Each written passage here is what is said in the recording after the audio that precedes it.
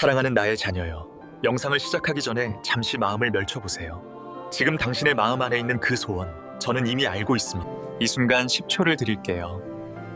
당신이 간절히 바라는 마음을 댓글에 적어주세요.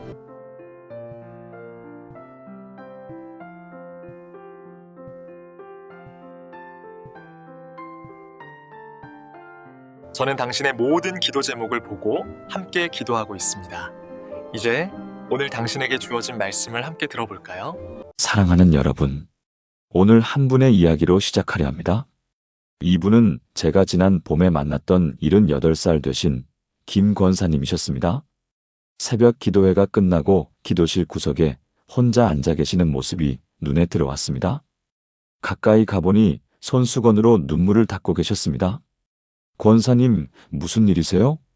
그분이 고개를 들었을 때 그 얼굴에는 부끄러움과 자책이 가득했습니다. 목사님, 저는 벌써 50년 넘게 교회를 다녔어요. 권사 안수받은 지도 20년이 넘었고요. 그런데 고백하자면 요즘 기도가 안 돼요. 아니, 솔직히 말하면 몇 년 전부터 기도가 점점 힘들어졌어요. 권사님의 손이 떨리고 있었습니다. 남편이 세상 떠난 지 4년째예요. 처음에는 남편 생각하면서 울면서 기도했어요. 그런데 시간이 지나니까 뭘 기도해야 할지 모르겠더라고요. 아들 네 가족은 캐나다에 있어요. 1년에 한 번 올까 말까 해요. 딸은 가까운 데 살지만 맞벌이라 바빠요. 권사님은 잠시 말을 멈췄다가 더 작은 목소리로 말씀하셨습니다.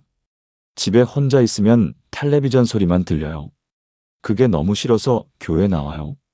여기라도 와야 사람들이 있잖아요. 그런데 새벽 기도 시간만 되면 가슴이 답답해요. 다른 분들은 30분씩 기도하시던데 저는 5분도 못 채워요. 무엇 때문에 그러실까요? 말이 안 나와요.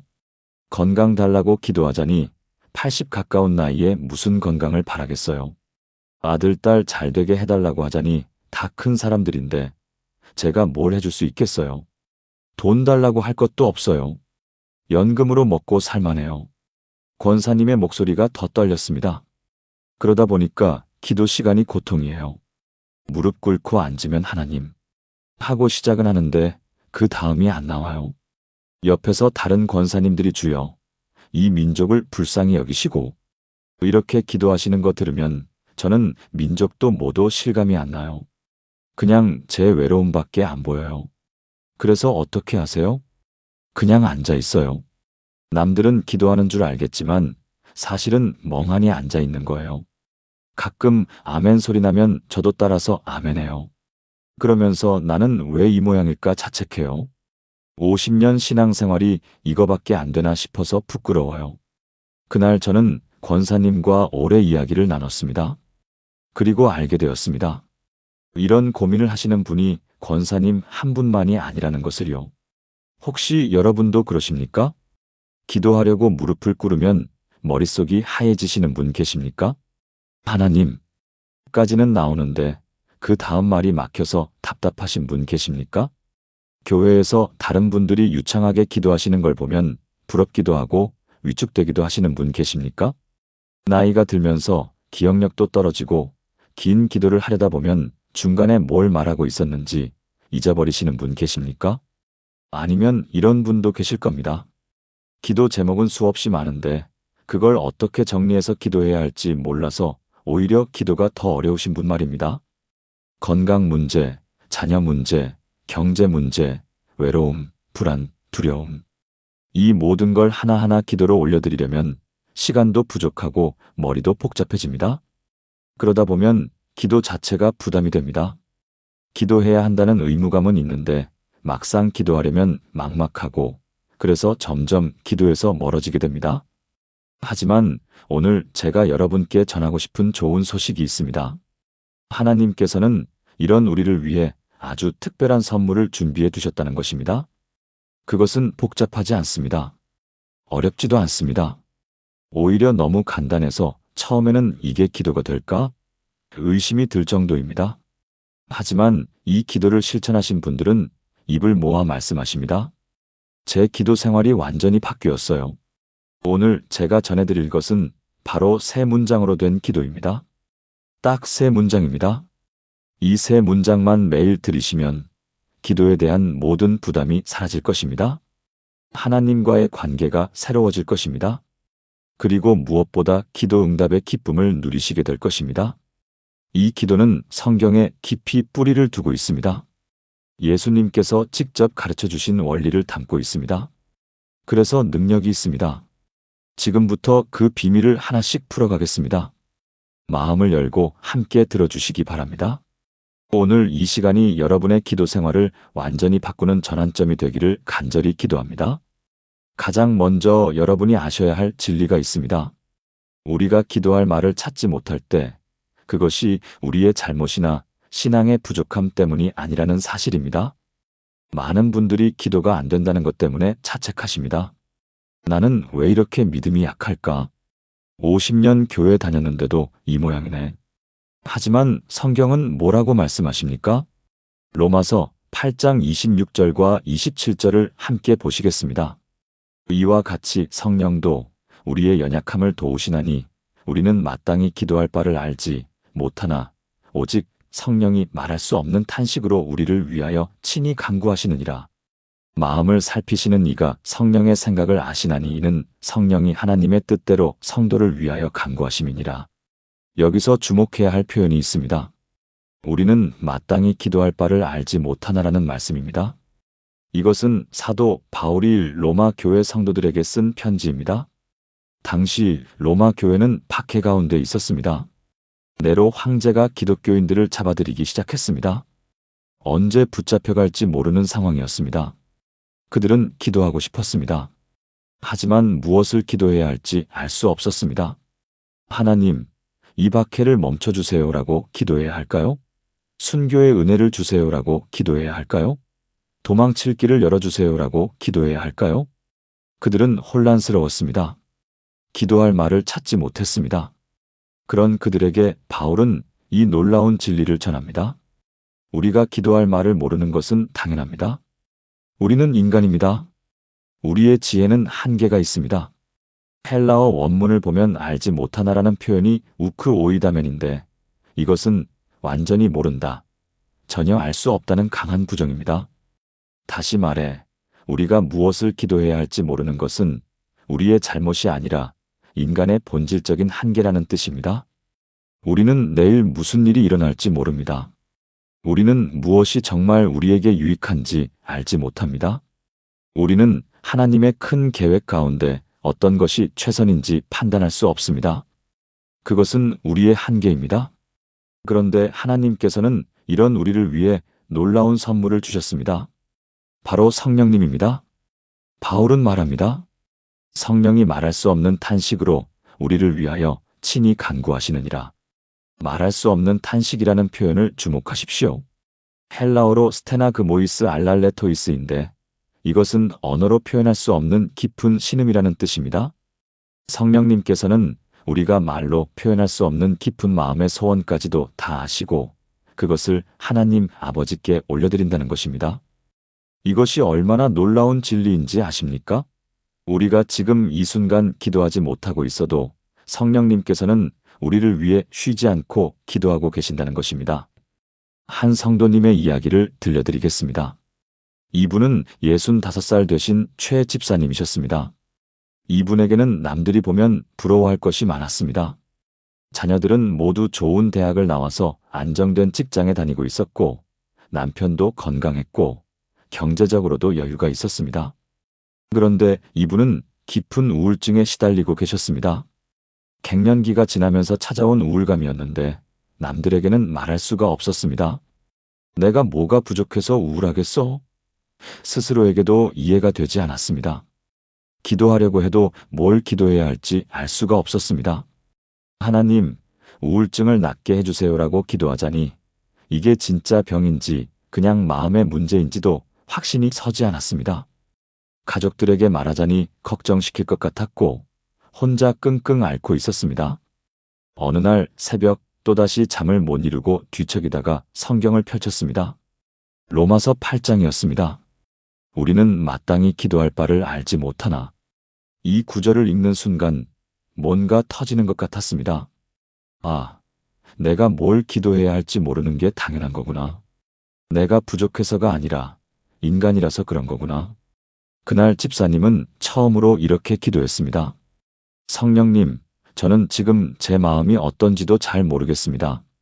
뭘 기도해야 할지도 모르겠습니다. 그런데 성령님께서 저를 위해 지금 기도하고 계신다는 것을 믿습니다. 제 마음을 성령님께 맡겨드립니다. 그렇게 기도하고 나니 신기하게도 마음이 조금 가벼워졌습니다. 모든 것을 해결해야 한다는 부담에서 벗어났습니다. 성령님께서 알아서 기도해 주신다는 확신이 생겼습니다. 며칠 후 교회 권사님 한 분이 집사님에게 말을 걸었습니다. 집사님, 요즘 표정이 안 좋아 보이는데 무슨 일 있으세요? 평소 같았으면 아니에요. 괜찮아요라고 했을 텐데 그날은 솔직하게 말했습니다. 사실 요즘 마음이 좀 힘들어요. 그 권사님도 비슷한 경험이 있었다며 함께 기도해 주셨습니다. 그리고 좋은 상담 선생님을 소개해 주셨습니다. 집사님은 상담을 받기 시작했고 조금씩 회복되기 시작했습니다. 나중에 집사님은 이렇게 고백하셨습니다. 그때 제가 기도하지 못하고 있을 때 성령님께서는 이미 해결책을 준비하고 계셨어요. 그 권사님이 제게 말을 걸도록 제가 솔직하게 털어놓을 수 있도록 모든 걸 이미 예비하고 계셨던 거예요. 사랑하는 여러분, 우리가 기도할 말을 찾지 못할 때 낙심하지 마십시오. 그것은 우리의 한계입니다. 하지만 하나님께서는 그 한계를 아시고 성령님을 보내주셨습니다. 성령님께서는 지금 이 순간에도 우리를 위해 쉬지 않고 기도하고 계십니다. 우리의 말이 끝나는 곳에서 성령님의 기도가 시작됩니다. 우리가 표현할 수 없는 깊은 소원까지도 성령님께서는 다 아시고 하나님 아버지께 올려드립니다. 그러니 우리는 담대하게 하나님 앞에 나아갈 수 있습니다. 완벽한 기도를 드려야 한다는 부담을 내려놓으십시오. 긴 기도를 해야 한다는 압박감에서 벗어나십시오. 그저 성령님, 제가 무엇을 기도해야 할지 모르겠습니다. 제 마음을 성령님께 맡깁니다라고 한마디만 하십시오. 성령님께서 나머지는 다 아십니다. 이것이 우리가 알아야 할 첫 번째 진리입니다. 이제 하나님께서 우리에게 주신 세 가지 기도의 첫 번째를 살펴보겠습니다.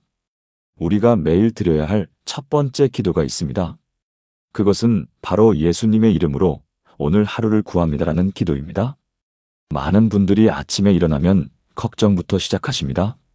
오늘 병원 가야 하는데, 오늘 며느리가 온다는데 뭘 준비해야 하나, 오늘 약 먹는 걸 잊으면 안 되는데, 하루가 시작되기도 전에 머릿속이 복잡해집니다. 그런데 예수님께서는 우리에게 아주 중요한 가르침을 주셨습니다. 마태복음 6장 11절을 보십시오. 오늘 우리에게 일용할 양식을 주시옵고, 그리고 34절입니다. 그러므로 내일 일을 위하여 염려하지 말라. 내일 일은 내일이 염려할 것이요 한날의 괴로움은 그날로 족하니라. 이 말씀의 배경을 이해하시면 더 깊은 은혜를 받으실 수 있습니다. 예수님 당시 팔레스타인 지역의 대부분 사람들은 날품팔이였습니다. 아침에 일자리를 구하러 나가서 하루 품삯을 받아서 그날 저녁 식사를 준비했습니다. 그들에게 내일은 불확실했습니다. 내일 일자리를 구할 수 있을지, 내일 먹을 것이 있을지 알 수 없었습니다. 그래서 항상 불안했습니다. 그런 그들에게 예수님께서 주신 기도가 오늘 우리에게 일용할 양식을 주시옵고였습니다. 일용할이라는 말을 주목하십시오. 헬라어 원문은 에피우시온인데 이것은 오늘에 속한, 오늘 필요한이라는 뜻입니다. 다시 말해 내일의 것까지 구하지 말고 오직 오늘 것만 구하라는 것입니다. 왜일까요? 왜 예수님께서는 일주일치, 한 달치를 달라고 기도하지 말고 오늘 것만 달라고 기도하라고 하셨을까요? 그 이유는 간단합니다. 하나님께서는 우리에게 언제나 오늘만 주시기 때문입니다. 내일은 아직 오지 않았습니다. 어제는 이미 지나갔습니다. 우리에게 주어진 것은 오직 오늘뿐입니다. 그렇다면 우리는 어떻게 기도해야 할까요? 복잡한 미래를 걱정하지 말고 오직 오늘 하루만 하나님께 구하면 됩니다. 예수님의 이름으로 오늘 하루를 구합니다. 이 한 문장이면 충분합니다. 이 기도 속에는 오늘 하루 동안 일어날 모든 일, 만날 모든 사람, 해야 할 모든 것이 다 포함되어 있습니다. 한 성도님의 이야기를 들려드리겠습니다. 이분은 77살 되신 박 권사님이셨습니다. 이분은 80살 되신 남편분을 돌보고 계셨는데 남편분이 파킨슨병을 앓고 계셨습니다. 매일 아침이 전쟁이었습니다. 남편을 씻기고 약 먹이고 옷 입히고 밥 먹이는 것만으로도 오전이 다 갔습니다. 오후에는 재활 운동을 시켜야 했고 저녁에는 또 씻기고 재워야 했습니다. 처음에는 사랑으로 할 수 있었습니다. 하지만 1년, 2년이 지나면서 점점 지쳐갔습니다. 무엇보다 끝이 보이지 않는다는 게 힘들었습니다. 언제까지 이렇게 살아야 하나? 내가 먼저 쓰러지면 어떡하지? 미래를 생각하면 암담했습니다. 기도하려고 해도 막막했습니다. 하나님, 언제까지입니까? 언제까지 이렇게 살아야 합니까? 이런 기도만 반복했습니다. 답은 없고 날만 지나갔습니다. 그러던 어느 날 교회에서 이 말씀을 들었습니다. 내일 일을 위하여 염려하지 말라. 그리고 목사님께서 이렇게 권면하셨습니다. 내일을 걱정하지 마십시오. 오늘 하루만 하나님께 구하십시오. 그날 밤 권사님은 처음으로 이렇게 기도했습니다. 예수님의 이름으로 오늘 하루를 구합니다. 그리고 덧붙였습니다. 내일 일은 내일 하나님께서 책임져 주시고 저는 오늘 하루만 남편을 잘 돌보게 해주세요. 그렇게 기도하고 나니 신기하게도 마음이 가벼워졌습니다. 평생 이렇게 살아야 하나는 생각에서 벗어났습니다. 오늘 하루만 잘 버티면 돼. 이렇게 생각하니 할 수 있을 것 같았습니다. 다음 날 아침도 똑같이 기도했습니다. 예수님의 이름으로 오늘 하루를 구합니다. 그리고 그날 하루를 살았습니다. 그 다음 날도 똑같이 기도했습니다. 한 달쯤 지났을 때 권사님은 놀라운 변화를 발견했습니다. 예전처럼 힘들긴 하지만 절망스럽지는 않았습니다. 오히려 하루하루가 감사하게 느껴졌습니다. 오늘도 남편이 숨 쉬고 있네. 감사합니다. 오늘도 제가 건강해서 남편을 돌볼 수 있네. 감사합니다. 그리고 더 놀라운 일이 있었습니다. 어느 날 남편분이 권사님의 손을 잡고 이렇게 말씀하신 것입니다. 여보, 고맙소. 파킨슨병 때문에 말하기도 힘든 상태였는데 그 짧은 말을 하시기 위해 얼마나 애쓰셨을지 권사님은 알 수 있었습니다. 그 순간 권사님은 깨달았습니다. 아, 이것이 하나님께서 오늘 제게 주신 선물이구나. 만약 언제까지 이렇게 살아야 하나만 생각했다면 이 순간을 놓쳤을 것입니다. 하지만 오늘 하루에만 집중했기에 오늘의 작은 기쁨을 발견할 수 있었습니다. 6개월 후 남편분은 평안히 하나님 곁으로 가셨습니다. 장례를 치르면서 권사님은 후회가 없었습니다. 마지막 6개월 동안 하루하루를 최선을 다해 남편을 돌봤기 때문입니다. 내일을 걱정하느라 오늘을 낭비하지 않았기 때문입니다. 사랑하는 여러분, 예수님의 이름으로 오늘 하루를 구합니다라는 이 기도는 우리의 삶을 단순하게 만듭니다. 복잡한 미래의 걱정들을 내려놓고 오늘 이 순간에 집중하게 합니다. 하나님께서는 우리에게 언제나 오늘만 주십니다. 내일의 은혜는 내일 주십니다. 그러니 우리는 오늘만 살면 됩니다. 오늘 하루만 하나님과 함께 걸으면 됩니다. 매일 아침 눈을 뜨시거든 이 기도로 시작하십시오. 예수님의 이름으로 오늘 하루를 구합니다. 그리하면 하나님께서 오늘 하루를 책임져 주실 것입니다. 병원에 가실 때도 이 기도를 하십시오. 자녀들을 만나러 가실 때도 이 기도를 하십시오. 힘든 일이 있을 때도 이 기도를 하십시오. 오늘 하루만 하나님께 맡기십시오. 그러면 하나님께서 오늘 하루를 은혜로 채워주실 것입니다. 이제 두 번째 기도로 넘어가겠습니다. 두 번째 기도는 예수님의 이름으로 필요한 모든 것을 구합니다입니다. 우리에게는 필요한 것들이 참 많습니다. 건강도 필요하고, 돈도 필요하고, 가족의 평안도 필요하고, 외로움을 달래줄 친구도 필요합니다. 그런데 이 모든 것을 하나하나 기도로 올려드리려면 어디서부터 시작해야 할지 막막합니다. 게다가 우리가 필요하다고 생각하는 것이 정말 우리에게 좋은 것인지도 확신할 수 없을 때가 많습니다. 이걸 달라고 기도해도 될까? 이건 내 욕심은 아닐까? 이런 고민 때문에 기도가 더 어려워질 때가 있습니다. 그런데 예수님께서 하신 말씀을 들어보십시오. 마태복음 6장 8절입니다. 그러므로 그들을 본받지 말라. 구하기 전에 너희에게 있어야 할 것을 하나님 너희 아버지께서 아시느니라. 이 말씀이 얼마나 놀랍습니까? 우리가 구하기도 전에 하나님께서 이미 우리의 필요를 다 아신다는 것입니다. 그렇다면 왜 기도해야 할까요? 많은 분들이 이 부분에서 혼란스러워 하십니다. 하나님께서 이미 다 아신다면 굳이 기도할 필요가 있나? 하지만 기도는 하나님께 정보를 제공하는 것이 아닙니다. 기도는 하나님과의 관계를 위한 것입니다. 예수님께서 이 말씀을 하신 맥락을 보시면 더 잘 이해하실 수 있습니다.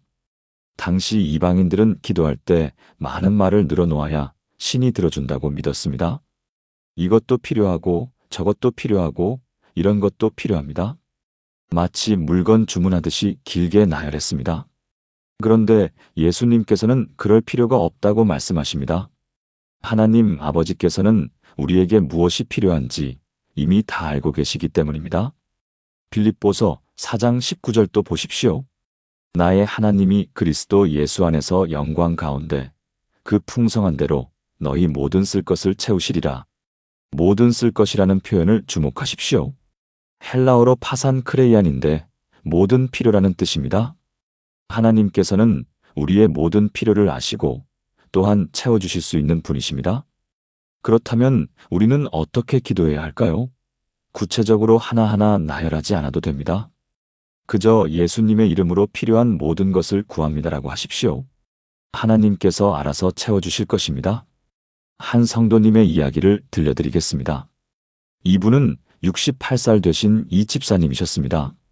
이분은 홀로 사시는 분이셨는데 남편은 10년 전에 세상을 떠나셨고 자녀들은 모두 해외에 나가 있었습니다. 경제적으로는 큰 어려움이 없었습니다. 남편이 남긴 유산과 연금으로 생활하는 데는 문제가 없었습니다. 하지만 외로움이 컸습니다. 특히 명절 때가 제일 힘들었습니다. 다른 사람들은 가족과 함께 모이는데 자신은 혼자 집에 있어야 했습니다. 기도하고 싶었지만 뭘 기도해야 할지 애매했습니다. 자녀들이 돌아오게 해주세요라고 할 수는 없었습니다. 아이들은 각자의 삶이 있으니까요. 친구를 만들게 해주세요라고 하자니 이 나이에 새 친구를 사귀는 것도 쉽지 않았습니다. 그러던 어느 날 교회에서 이 말씀을 들었습니다. 구하기 전에 너희에게 있어야 할 것을 하나님 너희 아버지께서 아시느니라. 그리고 예수님의 이름으로 필요한 모든 것을 구합니다라는 기도를 배웠습니다. 처음에는 반신반의했습니다. 이렇게 막연하게 기도해도 될까? 하지만 다른 방법도 없었기에 한번 해보기로 했습니다. 매일 아침 이렇게 기도했습니다. 예수님의 이름으로 필요한 모든 것을 구합니다. 구체적으로 뭐가 필요한지는 말하지 않았습니다. 그냥 하나님께서 알아서 채워주시기를 믿었습니다. 한 달쯤 지났을 때 교회 집사님 한 분이 집사님에게 제안을 했습니다. 집사님, 우리 교회에서 은빛 동행 프로그램을 시작하는데 함께 하시겠어요? 혼자 사시는 어르신들끼리 짝을 지어서 일주일에 한 번씩 만나서 대화도 하고 산책도 하는 거예요. 집사님은 처음엔 망설였습니다. 낯선 사람과 어색하게 시간을 보내는 게 부담스러웠습니다. 하지만 거절할 명분도 없어서 일단 해보기로 했습니다. 짝이 된 분은 72살 되신 김 권사님이었습니다. 이분도 혼자 사셨는데 성격이 아주 밝으셨습니다. 처음 만난 날 권사님이 물었습니다. 집사님은 뭐 하실 때 제일 행복하세요? 집사님은 잠깐 생각하다가 대답했습니다. 글쎄요. 요즘은 행복한 적이 별로 없는 것 같아요. 그러자 권사님이 웃으며 말했습니다. 그럼 우리 함께 행복한 일을 찾아봐요. 그날부터 두 분은 매주 만났습니다. 처음엔 교회 근처 카페에서 차를 마시며 이야기를 나눴습니다. 그러다가 함께 전시회도 가고 영화도 보고 시장도 다녔습니다. 시간이 지나면서 집사님은 자신도 모르게 변하고 있었습니다. 아침에 눈을 뜰 때 오늘은 무슨 재미있는 일이 있을까? 하는 기대감이 생겼습니다. 권사님과 통화하며 웃는 시간이 많아졌습니다. 6개월쯤 지났을 때 집사님은 깨달았습니다. 아, 이것이 하나님께서 제게 주신 선물이구나.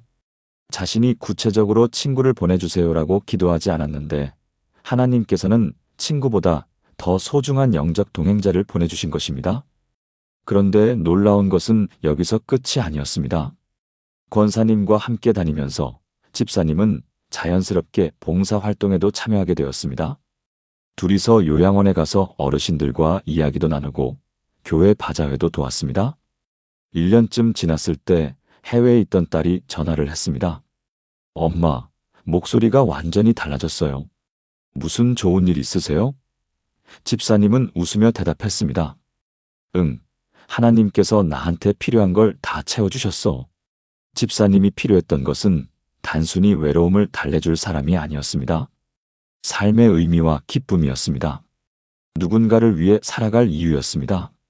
하나님께서는 그것을 아시고 권사님과의 만남을 통해 봉사활동을 통해 모든 것을 채워주셨습니다. 사랑하는 여러분, 우리는 우리에게 무엇이 필요한지 정확히 알지 못합니다. 우리가 원하는 것이 정말 우리에게 좋은 것인지도 확신할 수 없습니다. 하지만 하나님께서는 다 아십니다. 그러니 복잡하게 생각하지 마시고 단순하게 구하십시오. 예수님의 이름으로 필요한 모든 것을 구합니다. 이 한 문장으로 충분합니다. 하나님께서는 우리가 생각지도 못한 방법으로 상상하지도 못한 시간에 기대하지도 않았던 통로를 통해 우리의 모든 필요를 채워주실 것입니다. 이제 세 번째이자 가장 중요한 기도로 넘어가겠습니다. 세 번째 기도는 가장 중요한 기도입니다. 예수님의 이름으로 하나님의 뜻이 이루어지기를 구합니다. 우리는 과연 우리에게 무엇이 좋은지 정확히 알까요? 우리가 간절히 원하는 것이 정말 우리를 행복하게 만들까요? 살다 보면 깨닫게 됩니다. 우리가 원하던 것을 얻었는데 오히려 불행해질 때가 있습니다. 반대로 우리가 피하려던 일이 오히려 축복이 될 때도 있습니다. 우리의 지혜는 한계가 있습니다. 우리는 내일 무슨 일이 일어날지 모릅니다. 10년 후, 20년 후를 내다볼 수 없습니다. 하나님의 큰 계획 가운데 어떤 것이 최선인지 판단할 수 없습니다. 마태복음 6장 10절을 보십시오. 예수님께서 가르쳐 주신 주기도문입니다. 나라가 임하시오며 뜻이 하늘에서 이루어진 것 같이 땅에서도 이루어지이다. 주기도문에서 가장 먼저 나오는 것이 무엇입니까? 일용할 양식을 주시옵고가 아닙니다. 우리 죄를 사하여 주시옵고도 아닙니다. 가장 먼저 나오는 것은 하나님의 뜻이 이루어지이다입니다. 예수님께서는 우리에게 무엇을 가장 먼저 구하라고 가르치셨습니까? 우리의 필요가 아니라 하나님의 뜻입니다. 우리의 원함이 아니라 하나님의 계획입니다. 그런데 이것보다 더 강력한 본보기가 있습니다. 마태복음 26장 39절 겟세마네 동산에서 예수님께서 직접 기도하신 내용입니다. 내 아버지여 만일 할만하시거든 이 잔을 내게서 지나가게 하옵소서. 그러나 나의 원대로 마시옵고 아버지의 원대로 하옵소서. 이 기도의 배경을 이해해야 합니다. 예수님께서는 십자가에 달리시기 바로 전날 밤 겟세마네 동산에서 기도하셨습니다. 내일이면 채찍에 맞고 가시면류관을 쓰고 십자가에 못 박힐 것을 아셨습니다. 예수님도 인간의 몸을 입고 계셨습니다. 두려우셨습니다. 고통이 예상되었습니다. 그래서 솔직하게 기도하셨습니다. 이 잔을 내게서 지나가게 하옵소서. 이것은 인간으로서의 진실한 감정이었습니다. 하지만 예수님께서는 거기서 멈추지 않으셨습니다. 그러나 나의 원대로 마시옵고 아버지의 원대로 하옵소서. 이것이야말로 완전한 기도입니다. 내 원함을 아뢰되 최종적으로는 하나님의 뜻에 순종하는 기도입니다. 당시 제자들은 무엇을 원했을까요? 그들은 예수님께서 로마를 무찌르고 이스라엘을 회복시킬 왕이 되시기를 원했습니다. 12제자 중 한 명이었던 시몬은 별명이 열심당원이었습니다. 열심당은 로마에 대항해서 무력 투쟁을 하던 혁명 조직이었습니다. 제자들의 기도는 이것이었을 것입니다. 하나님, 예수님을 통해 로마를 무너뜨려 주세요. 우리를 해방시켜 주세요. 하지만 하나님의 뜻은 달랐습니다. 예수님께서 십자가에 달려 돌아가심으로써 온 인류를 구원하는 것. 그것이 하나님의 계획이었습니다. 만약 제자들의 기도대로 되었다면 어떻게 되었을까요? 예수님께서 로마와 싸워 이기고 이스라엘의 왕이 되셨다면? 그랬다면 우리는 구원받지 못했을 것입니다. 제자들이 원하던 것보다 하나님의 계획이 훨씬 더 컸고 훨씬 더 좋았습니다. 그렇다면 우리는 어떻게 기도해야 할까요? 우리의 원함을 숨기지 마십시오. 솔직하게 하나님께 아뢰십시오. 하지만 마지막에는 이렇게 기도하십시오. 예수님의 이름으로 하나님의 뜻이 이루어지기를 구합니다. 이것은 체념이 아닙니다. 이것은 포기가 아닙니다. 이것은 하나님의 지혜가 우리의 지혜보다 높다는 것을 인정하는 것입니다. 하나님의 사랑을 신뢰하는 것입니다. 한 성도님의 이야기를 들려드리겠습니다. 이분은 73살 되신 정 권사님이셨습니다. 이분에게는 46살 된 아들이 있었는데 이 아들이 결혼을 하지 않고 있었습니다. 권사님은 이것 때문에 마음고생이 심했습니다. 주변 사람들이 물어볼 때마다 부끄러웠습니다. 아드님은 결혼 안 하세요? 손주는 언제 보시게요? 이런 질문을 들을 때마다 가슴이 찔렸습니다. 아들에게 물어보면 엄마, 나는 혼자 사는 게 편해요. 결혼할 생각 없어요라고 했습니다. 권사님은 이해할 수 없었습니다. 어떻게 결혼을 안 하고 살 수 있지? 권사님은 매일 기도했습니다. 하나님, 제발 우리 아들에게 좋은 며느리를 보내주세요. 제가 살아있을 때 손주 얼굴 보게 해주세요. 10년 넘게 이 기도를 했습니다. 하지만 아들은 변하지 않았습니다. 나이가 들수록 조급해졌습니다. 내가 언제까지 살지 모르는데 손주도 못 보고 가면 어떡하지? 하나님께 원망스러운 마음이 들 때도 있었습니다. 제가 뭘 잘못했길래 이런 벌을 주십니까? 그러던 어느 날 교회에서 겟세마네 동산의 기도를 묵상하는 시간이 있었습니다. 나의 원대로 마시옵고 아버지의 원대로 하옵소서. 이 말씀을 묵상하는데 갑자기 눈물이 났습니다. 아, 나는 지금까지 내 원대로만 기도했구나. 하나님의 뜻은 무엇인지 한 번도 여쭤보지 않았구나. 그날부터 기도가 바뀌었습니다. 하나님, 저는 아들이 결혼했으면 좋겠습니다. 손주를 보고 싶습니다. 하지만 하나님의 뜻이 무엇입니까? 제 뜻이 아니라 하나님의 뜻이 이루어지게 해주세요. 이렇게 기도하고 나니 이상한 일이 일어났습니다. 마음에 평안이 왔습니다.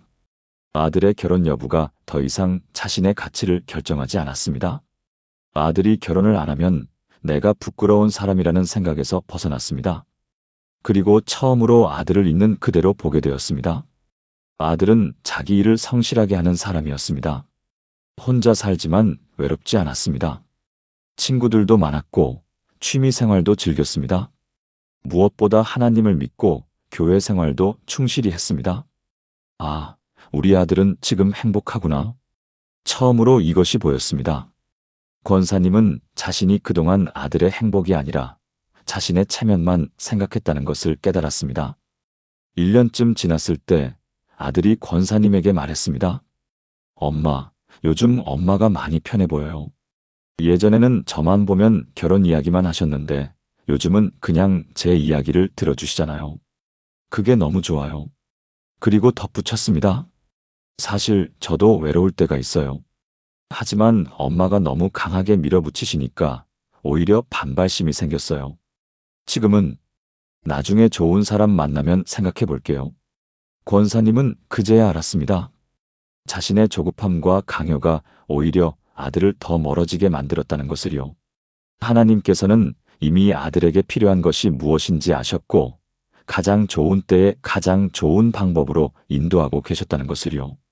2년 후 아들은 교회에서 만난 여집사님과 결혼했습니다. 상대 여성도 44이었고 역시 결혼에 관심이 없다가 서로 마음이 통해서 결혼하게 되었다고 했습니다. 결혼식 날 권사님은 눈물을 흘렸습니다. 하지만 그것은 예전의 눈물과 달랐습니다. 예전의 눈물은 왜 내 뜻대로 안 되냐는 원망의 눈물이었다면 이날의 눈물은 하나님의 뜻이 가장 좋았구나는 감사의 눈물이었습니다. 만약 10년 전에 권사님의 기도대로 아들이 급하게 결혼했다면 어땠을까요? 아마 잘 맞지 않는 사람과 억지로 결혼해서 불행했을지도 모릅니다. 하지만 하나님께서는 가장 좋은 때에 가장 잘 맞는 사람을 준비해 두고 계셨습니다.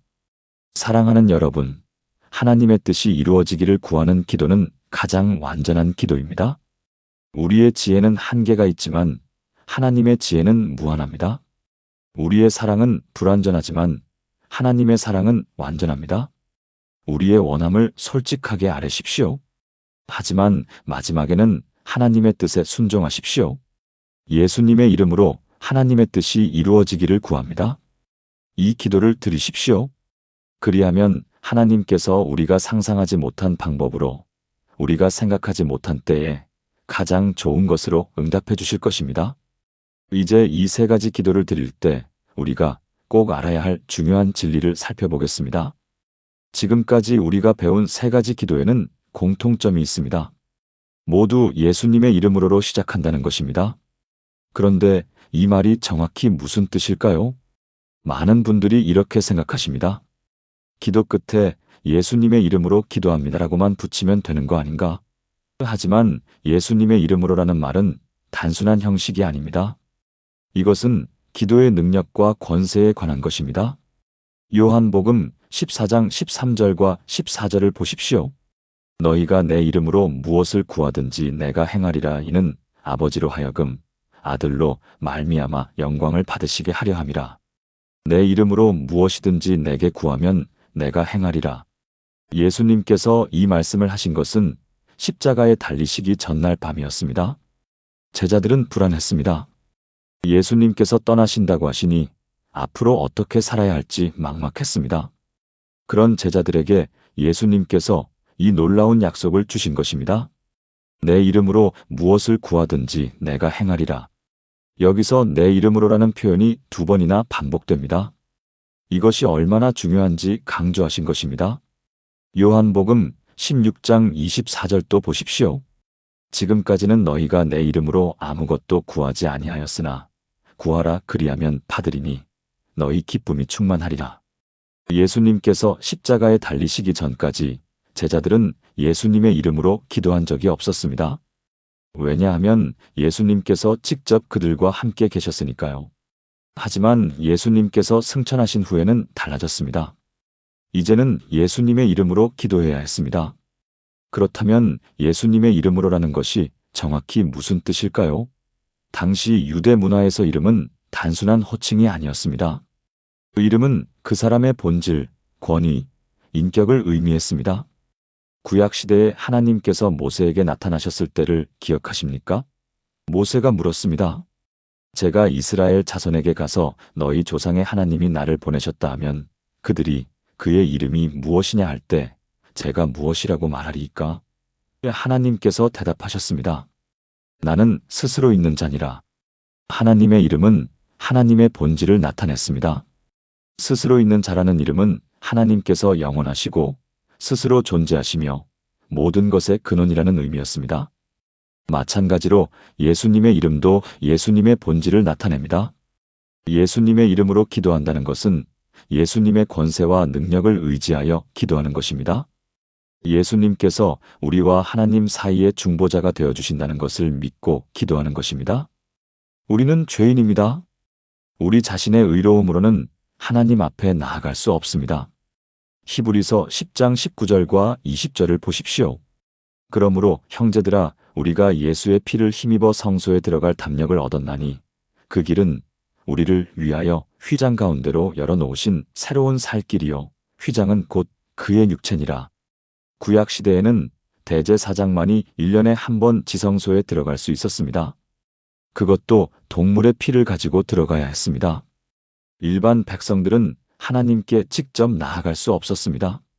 하지만 예수님께서 십자가에 달려 돌아가셨을 때 성전의 휘장이 위에서 아래까지 찢어졌습니다. 이것은 예수님께서 우리를 위한 새로운 길을 여셨다는 상징이었습니다. 이제는 누구든지 예수님을 통해 하나님께 나아갈 수 있게 되었습니다. 그러므로 예수님의 이름으로 기도한다는 것은 우리의 의로움이 아니라 예수님의 의로움으로, 우리의 자격이 아니라 예수님의 자격으로 하나님 앞에 나아가는 것입니다. 한 성도님의 이야기를 들려드리겠습니다. 이분은 71살 되신 한 집사님이셨습니다. 이분은 평생 자격지심에 시달린 분이셨습니다. 어렸을 때 가정 형편이 어려워서 초등학교도 제대로 마치지 못했습니다. 글을 읽고 쓰는 것도 서툴렀습니다. 평생 남의 집 살림을 도와주면서 살았습니다. 교회는 30년 넘게 다녔지만 늘 구석자리에만 앉았습니다. 성경도 제대로 읽지 못하니 부끄러웠고 다른 사람들처럼 유창하게 기도할 수도 없었습니다. 특히 기도할 때가 제일 힘들었습니다. 나 같은 사람이 하나님 앞에 나가도 되나? 왜 하나님께서 내 기도를 들으실까? 이런 생각이 들 때마다 기도가 막혔습니다. 교회에서 기도 제목을 나누고 함께 기도하는 시간이 있었는데 집사님은 늘 사양했습니다. 제가 기도하면 안 될 것 같아요. 다른 분이 해주세요. 자신은 기도할 자격이 없다고 생각했습니다. 그러던 어느 날 손녀가 큰 병에 걸렸다는 소식을 들었습니다. 아직 6살밖에 안 된 손녀가 백혈병 진단을 받았다는 것입니다. 집사님은 너무나 기도하고 싶었습니다. 하지만 또다시 그 생각이 들었습니다. 나 같은 사람이 기도해봤자 소용이 있을까?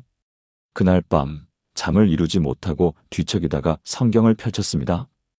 요한복음이었습니다. 내 이름으로 무엇이든지 내게 구하면 내가 행하리라. 이 말씀을 읽는 순간 마음에 빛이 비치는 것 같았습니다. 아, 내 이름으로가 아니라 예수님의 이름으로 구하면 되는구나.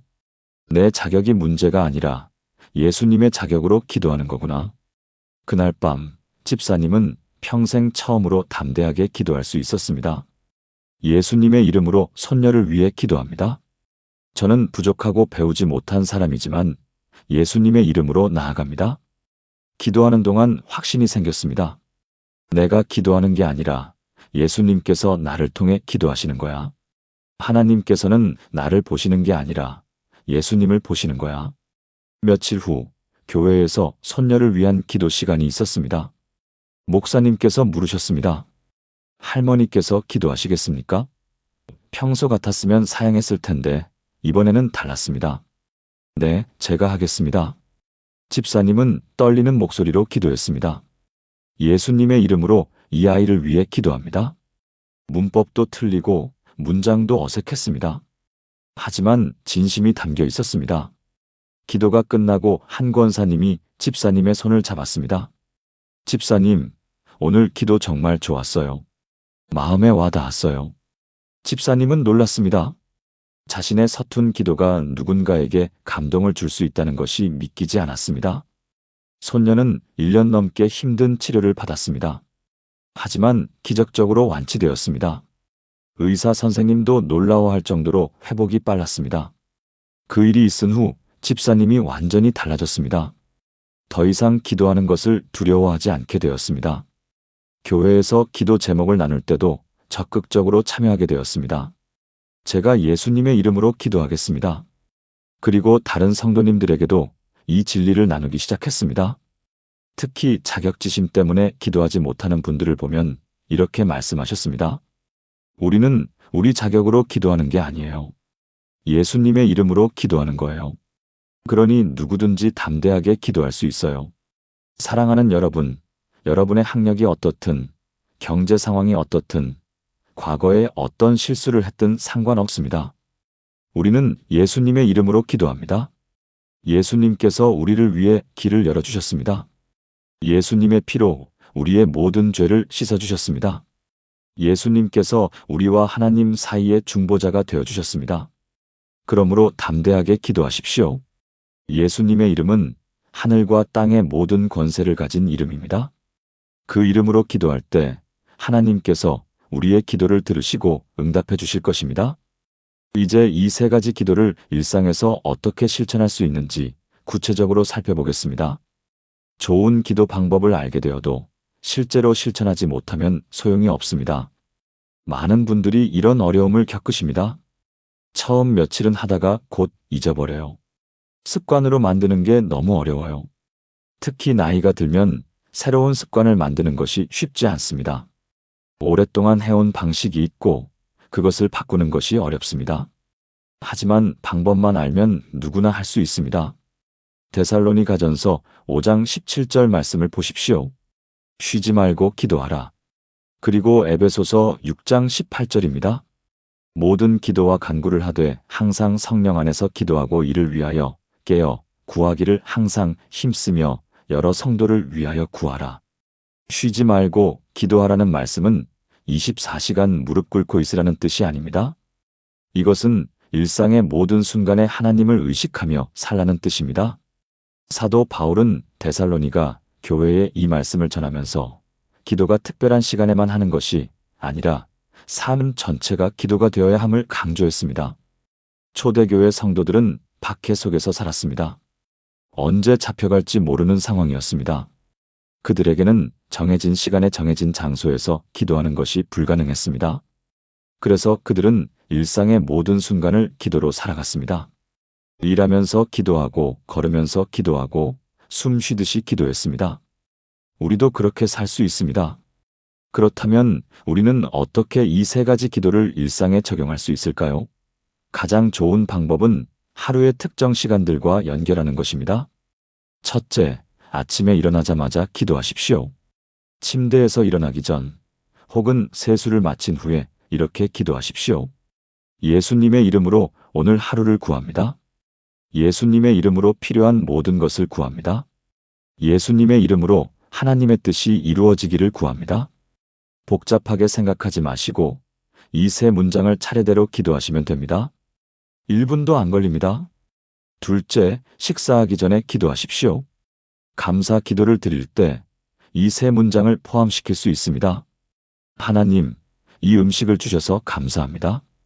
예수님의 이름으로 오늘 하루를 구합니다. 셋째, 외출하실 때 기도하십시오. 집을 나서기 전에 잠깐 서서 이 기도를 드리십시오. 특히 병원에 가실 때, 중요한 일이 있을 때 더욱 유용합니다. 넷째, 저녁에 잠자리에 들기 전에 기도하십시오.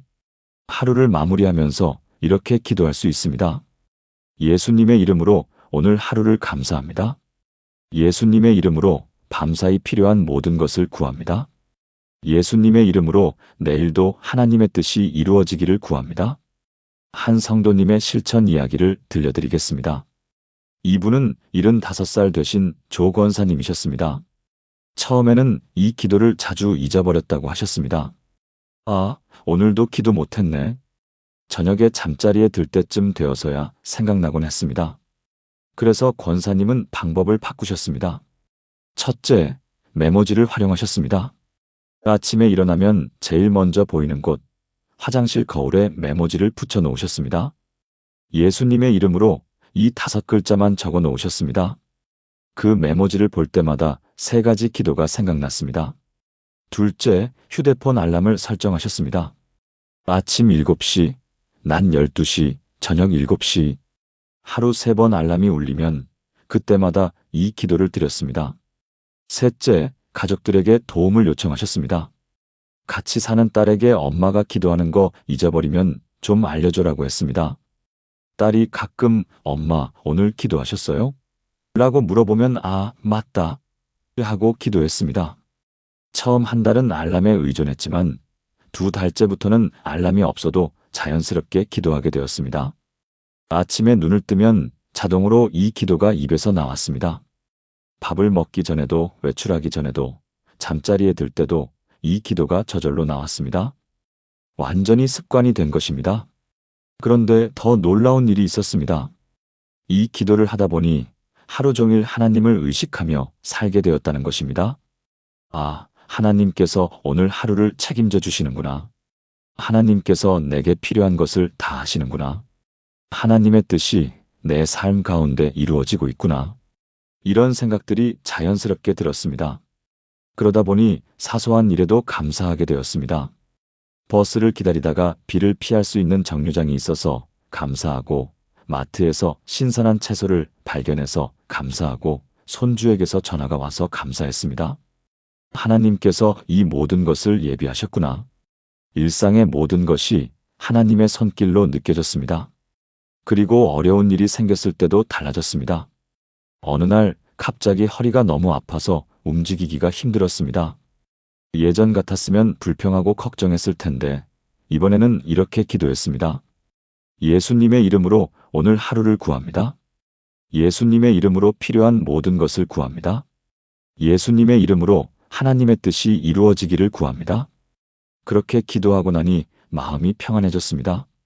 허리가 아픈 것은 여전했지만 불안과 걱정은 사라졌습니다. 하나님께서 해결해 주실 거야. 그런 확신이 생겼습니다. 병원에 가서 진찰을 받았는데 큰 문제는 아니고 물리치료를 받으면 좋아질 거라고 했습니다. 권사님은 감사했습니다. 하나님께서 오늘도 저를 돌보셨구나. 사랑하는 여러분, 이 세 가지 기도를 일상에서 실천하는 것은 어렵지 않습니다. 처음에는 잊어버릴 수도 있습니다. 익숙해지는데 시간이 걸릴 수도 있습니다. 하지만 포기하지 마시고 계속 해보십시오. 메모지를 붙여 놓으셔도 좋고 알람을 설정하셔도 좋습니다. 가족들에게 도움을 요청하셔도 좋습니다. 중요한 것은 계속하는 것입니다. 한 달만 꾸준히 하시면 습관이 될 것입니다. 그리고 그 습관이 여러분의 삶을 완전히 바꿀 것입니다. 이제 이 기도를 통해 얻을 수 있는 축복들을 정리해 보겠습니다. 이제 이 세 가지 기도를 통해 여러분의 삶에 일어날 구체적인 변화들을 말씀드리겠습니다. 첫째, 기도에 대한 부담감이 사라집니다.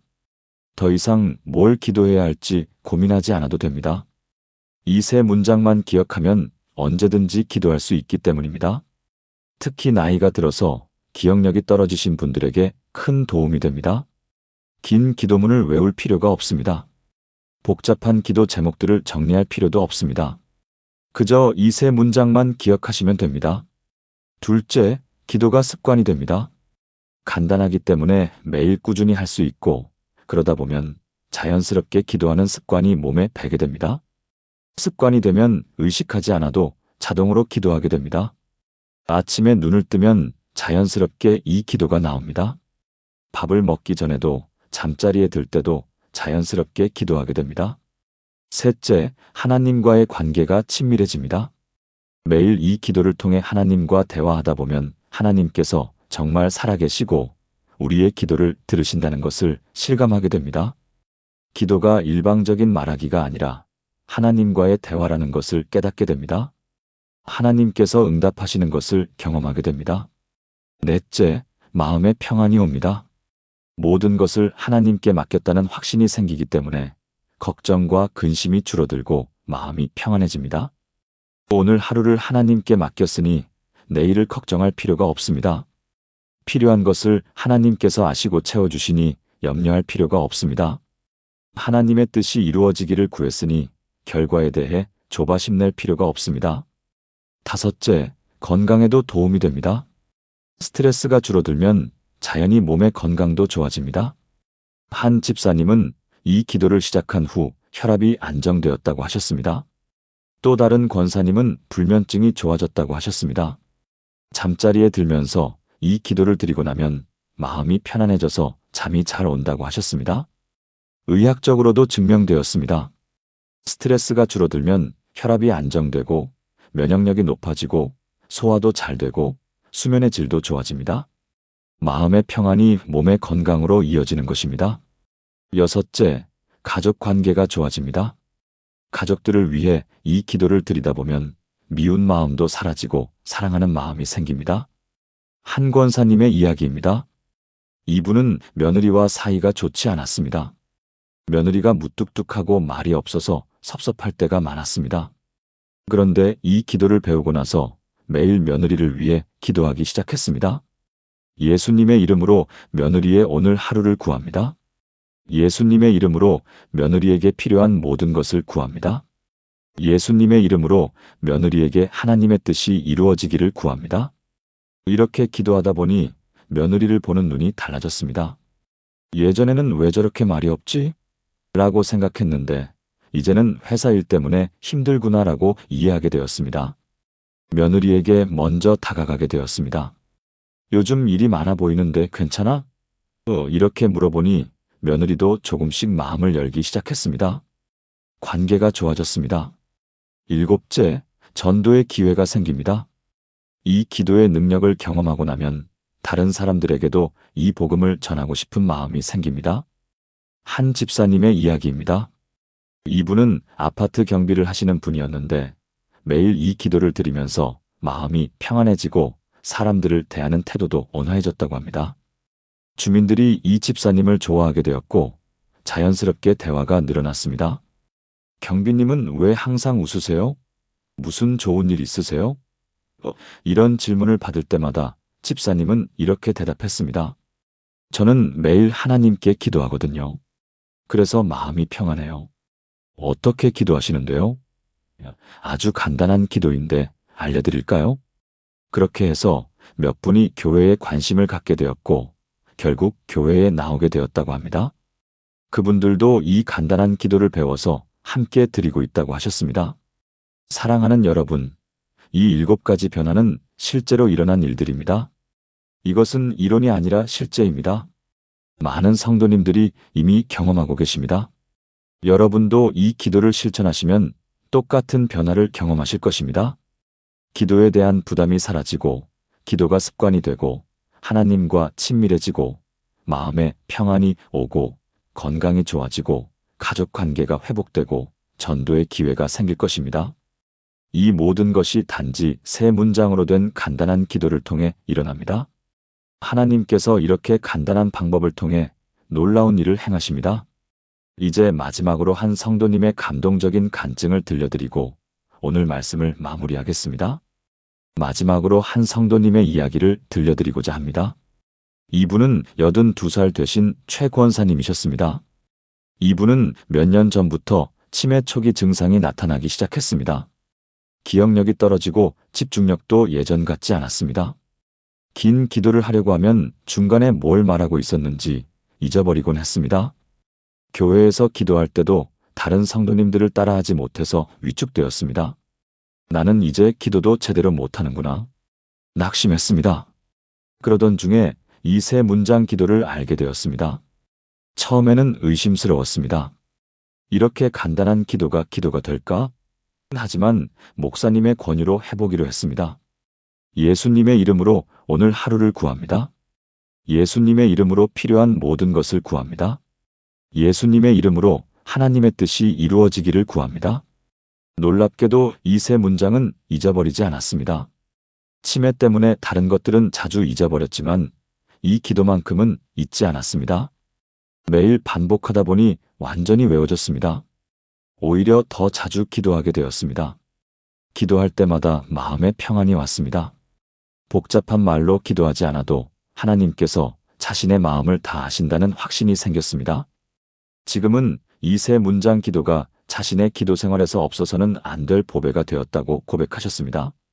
치매가 더 진행되어도 이 3문장만큼은 잊지 않을 것 같아요. 하나님께서 이런 간단한 기도를 알게 해주신 것이 정말 감사해요. 사랑하는 여러분, 지금까지 기도할 말이 막혔을 때 매일 붙들고 드릴 수 있는 특별한 기도에 대해 나누어 보았습니다. 예수님의 이름으로 오늘 하루를 구합니다. 예수님의 이름으로 필요한 모든 것을 구합니다. 예수님의 이름으로 하나님의 뜻이 이루어지기를 구합니다. 이 3문장으로 된 간단한 기도지만 그 안에는 놀라운 능력과 은혜가 담겨 있습니다. 이 기도는 성경적인 근거를 가지고 있고 예수님께서 가르쳐 주신 기도의 정신을 그대로 담고 있습니다. 이 기도는 누구나 쉽게 따라할 수 있고 언제 어디서든 드릴 수 있는 기도입니다. 특히 우리 같은 연령대에게는 더욱 유용한 기도입니다. 기억력이 예전 같지 않아도 몸이 불편해도 복잡한 상황에 처해도 이 3문장만 기억하면 언제든지 하나님께 나아갈 수 있습니다. 이 기도를 통해 여러분의 기도 생활이 완전히 달라질 것입니다. 더 이상 기도할 말을 찾지 못해서 답답해하지 않으셔도 됩니다. 복잡하고 어려운 기도를 드려야 한다는 부담감도 내려놓으셔도 됩니다. 하나님께서는 우리의 완벽한 기도를 원하시는 것이 아니라 진실한 마음을 원하시기 때문입니다. 이 기도를 매일 드리시면서 하나님과의 관계가 더욱 친밀해지시기를 바랍니다. 기도 응답의 기쁨을 경험하시기를 바랍니다. 마음에 참된 평안이 임하시기를 바랍니다. 건강하고 평안한 노년을 보내시기를 바랍니다. 그리고 이 기도의 능력을 경험하신 후에는 다른 사람들에게도 이 기도를 소개해 주시기 바랍니다. 가족들과 함께 친구들과 함께, 교회 성도들과 함께 이 기도를 나누어 보시기 바랍니다. 특히 기도를 어려워하는 분들이나 손주들에게 이 기도를 가르쳐 주시면 큰 도움이 될 것입니다. 이 기도를 통해 많은 사람들이 하나님과의 관계를 회복하고 기도의 기쁨을 누리게 되기를 간절히 기도합니다.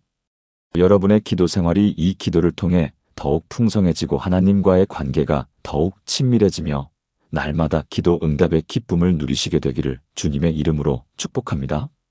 오늘도 하나님의 사랑과 은혜 가운데 평안한 하루 되시기를 바랍니다. 여러분의 모든 기도가 하나님께 상달되어 풍성한 응답을 받으시기를 주님의 이름으로 축복합니다. 아멘.